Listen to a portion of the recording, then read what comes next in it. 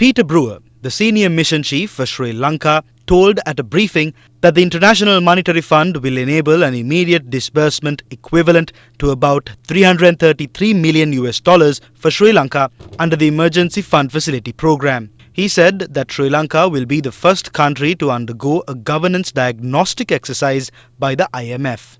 The IMF facility will also allow for budgetary support. Peter Brewer, the senior mission chief for Sri Lanka, and Masahiro Nozaki, the IMF mission chief for Sri Lanka, held a joint briefing to elaborate on the IMF package for Sri Lanka. This is for the fiscal budget support. The amount disbursed in 2 days, around $303 million worth of SDR, will be available for the government to use. Under the IMF program agreement between us and the authorities will develop a plan for the phased removal of import restrictions, exchange restrictions, and other restrictions related to balance of payment. And that plan is due by June 2023. So this is a plan, but this shows one important implication of IMF-supported program.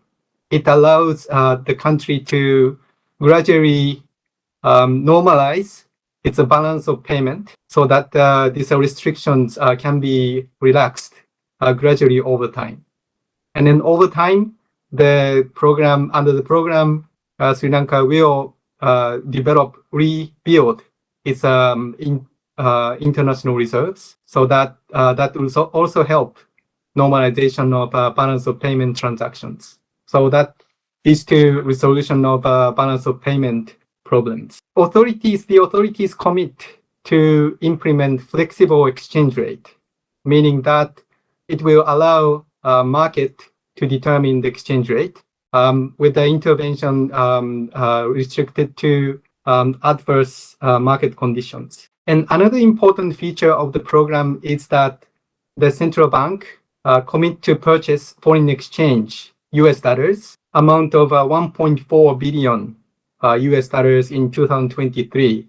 It's an outright purchase from the market, foreign exchange market. That will help rebuild the reserves. And that effort, allowing exchange rate flexibility is going to be important. And that is why the exchange rate flexibility is one important pillar of the program. The reform program supported under the Emergency Fund Facility arrangement is built on strong policy measures and priorities. An ambitious revenue-based fiscal consolidation accompanied by stronger social safety nets, fiscal institutional reforms, and cost recovery-based energy pricing to ensure the state's ability to support all its essential expenditures. Restoration of public debt sustainability, including through a debt restructuring to ensure stable financing of the government's operations. A multi-pronged strategy to restore price stability and rebuild reserves under greater exchange rate flexibility in order to alleviate the burden of inflation,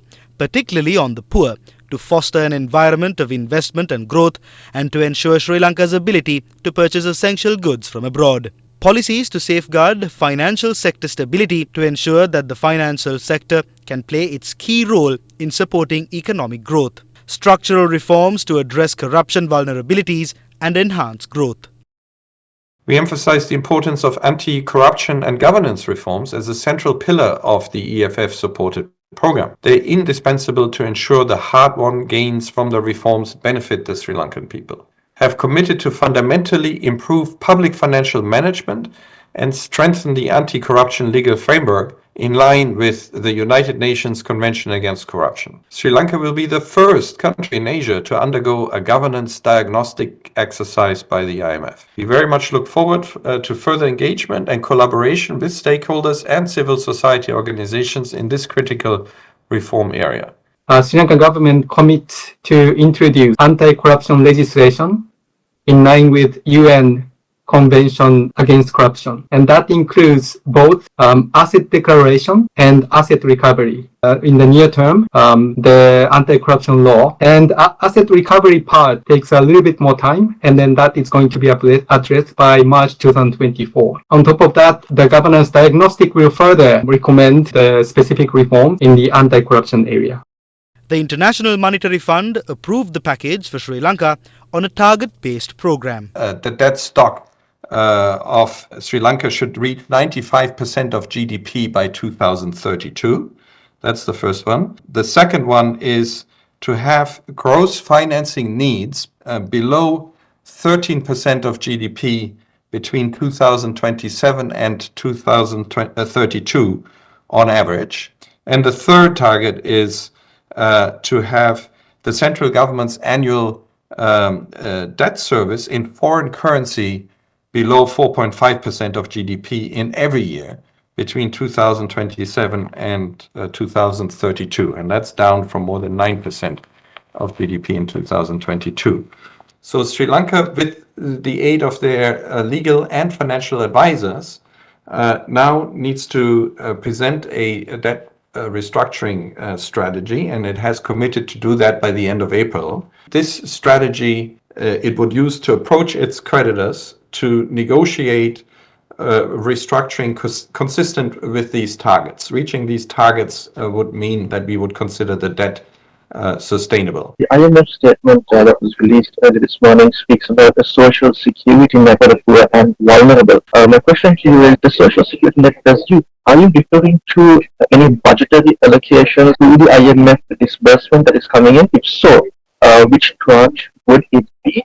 And if it is not going to be from the IMF disbursement, how do you plan on advising the government to address the social security net issue for the poor and vulnerable? So first, the program sets a minimum spending floor by the government on the social safety net program, and then the definition is found in this annex in the program document. But 187 billion rupee for 2023 is amounting to 0.6% of GDP, ensuring the real level of benefit will stay the constant, and the number of beneficiaries will be similar to what was done in 2022. And that is a minimum spending floor. It's important target for the program. We will monitor if there's a minimum spending observed. Social safety net, improving coverage and targeting is very important. So right now, the social safety net covers around 40% of poor household. That should be significantly increased. And some social safety net spending is paid to relatively rich families. Around 10% is paid to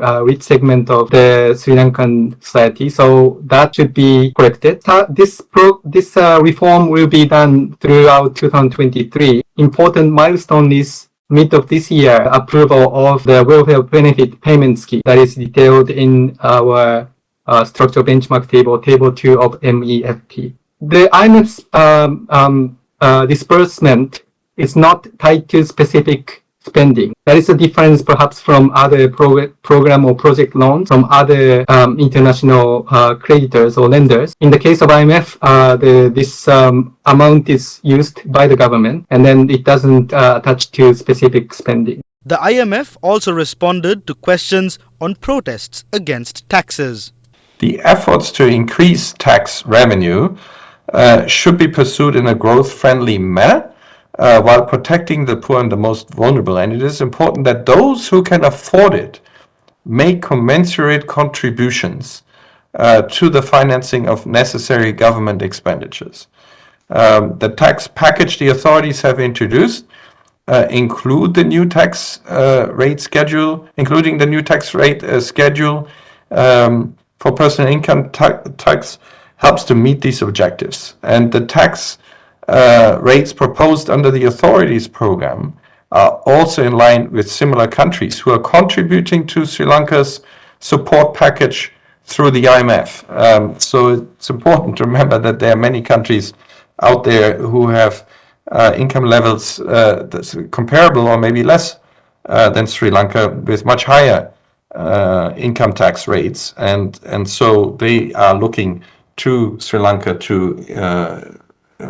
implement appropriate reforms. Masahiro Nozaki, IMF mission chief for Sri Lanka, said the IMF has never recommended to delay elections. I'd like to say that the IMF does not intervene in any country's electoral governance processes. And in the case of Sri Lanka, the question of election is a matter for Sri Lankan government and the Sri Lankan people.